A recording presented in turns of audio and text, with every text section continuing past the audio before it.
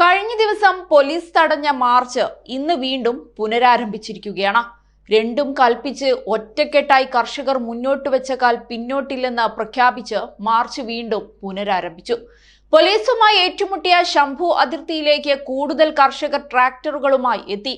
ചലോ ഡൽഹി മാർച്ചിന്റെ ആദ്യ ദിനമായ ഇന്നലെ പഞ്ചാബിൽ നിന്നുള്ള ആയിരക്കണക്കിന് കർഷകർ ഡൽഹിയിലേക്ക് കടക്കാനുള്ള ശ്രമത്തിനിടെ ബാരിക്കേഡുകൾ ഭേദിക്കാൻ ശ്രമിച്ചപ്പോഴാണ് പോലീസ് ഇടപെടലുണ്ടായത്. കർഷകരെ തടഞ്ഞ ഹരിയാന പോലീസ് കണ്ണീർവാതകം, ജലപീരങ്കികൾ എന്നിവ കർഷകർക്ക് നേരെ പ്രയോഗിച്ചു.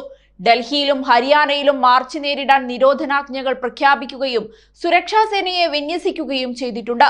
അതേസമയം അനിശ്ചിതകാല സമരത്തിന് തങ്ങൾ തയ്യാറാണ് എന്നും ഡൽഹിയിലെത്താൻ ആവശ്യമായ ഡീസലും 6 മാസത്തേക്ക് റേഷനുണ്ടെന്നും കർഷകർ വിളിച്ചു പറഞ്ഞു. മാസങ്ങളെടുത്താലും തങ്ങളുടെ ആവശ്യങ്ങൾ നിറവേറ്റുന്നതുവരെ മടങ്ങിവരില്ലെന്ന് കർഷകർ പ്രഖ്യാപിച്ചു.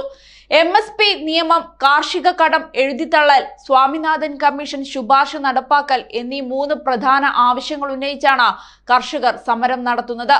കർഷകരെ അനുനയിപ്പിക്കാൻ സർക്കാർ ഇന്നലെ വീണ്ടും ചർച്ചയ്ക്ക് ശ്രമിച്ചിരുന്നു.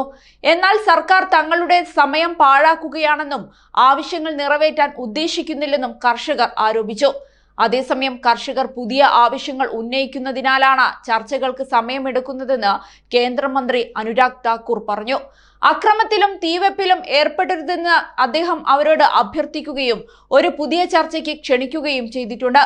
ഡൽഹിയിൽ പൊതുയോഗങ്ങൾ 1 മാസത്തേക്ക് നിരോധിക്കുകയും അതിർത്തിയിലൂടെയുള്ള വാഹന ഗതാഗതത്തിന് നിയന്ത്രണങ്ങൾ ഏർപ്പെടുത്തുകയും ചെയ്തിട്ടുണ്ട്.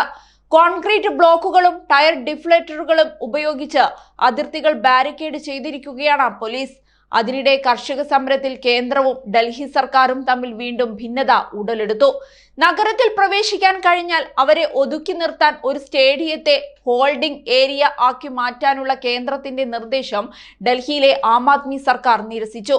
അതേസമയം കേന്ദ്രത്തിന് മുന്നറിയിപ്പുമായി ശിരോമണി അകാലിദൾ തലവൻ സുഖ്ബീർ സിംഗ് ബാദൽ രംഗത്ത് വന്നു. കർഷകർക്ക് പിന്തുണ നൽകുന്നുവെന്നും കർഷകരുടെ ആവശ്യങ്ങൾ നിറവേറ്റാൻ കേന്ദ്ര സർക്കാരിനോട് അഭ്യർത്ഥിക്കുന്നുവെന്നും സുഖ്ബീർ സിംഗ് ബാദൽ പറഞ്ഞു. രാജ്യത്തുടനീളമുള്ള 200-ലധികം കർഷക യൂണിയനുകൾ ഡൽഹി ചലോ മാർച്ചിൽ പങ്കെടുക്കുന്നുണ്ട്. പഞ്ചാബ്, ഹരിയാന, രാജസ്ഥാൻ, ഉത്തർപ്രദേശ്, കർണാടക എന്നീ സംസ്ഥാനങ്ങളിലെ കർഷകർ സമരത്തിൽ പങ്കെടുക്കുന്നു. കർഷക സമരത്തിന് കോൺഗ്രസ് ഐക്യദാർഢ്യം പ്രഖ്യാപിച്ചിട്ടുണ്ട്. ഇതിനിടയിൽ സമരത്തെ നേരിടാൻ അതിർത്തികളിൽ ആണികളും കമ്പികളും നിരത്തിയതിനെതിരെ കോൺഗ്രസ് ജനറൽ സെക്രട്ടറി പ്രിയങ്ക ഗാന്ധി രംഗത്തു വന്നിരുന്നു. കാർഷിക നിയമങ്ങൾ പിൻവലിച്ചെങ്കിലും അതിന്റെ വിജ്ഞാപനം ഇതുവരെ ഇറങ്ങിയിട്ടില്ല എന്ന് കോൺഗ്രസ് അധ്യക്ഷൻ മല്ലികാർജുൻ ഖാർഗെ കഴിഞ്ഞ ദിവസം പറഞ്ഞിരുന്നു. സമരം പ്രഖ്യാപിച്ച കർഷകരുമായുള്ള 2ാം ഘട്ട മന്ത്രിതല ചർച്ചയിൽ കൃഷിമന്ത്രി അർജുൻ മുണ്ടെ, പീയൂഷ് ഗോയൽ, നിത്യാനന്ദ റായ് എന്നിവർ പങ്കെടുത്തിരുന്നു. ഏതായാലും കർഷക സമരത്തിന് മുന്നിൽ വിറങ്ങലിച്ചു നിൽക്കുകയാണ് മോദിയും കൂട്ടരും. തെരഞ്ഞെടുപ്പ് അടുക്കുന്ന വേളയിൽ മോദിക്ക് കിട്ടുന്ന ഒരു വലിയ അടി തന്നെയാണ് ഈ കർഷക സമരം.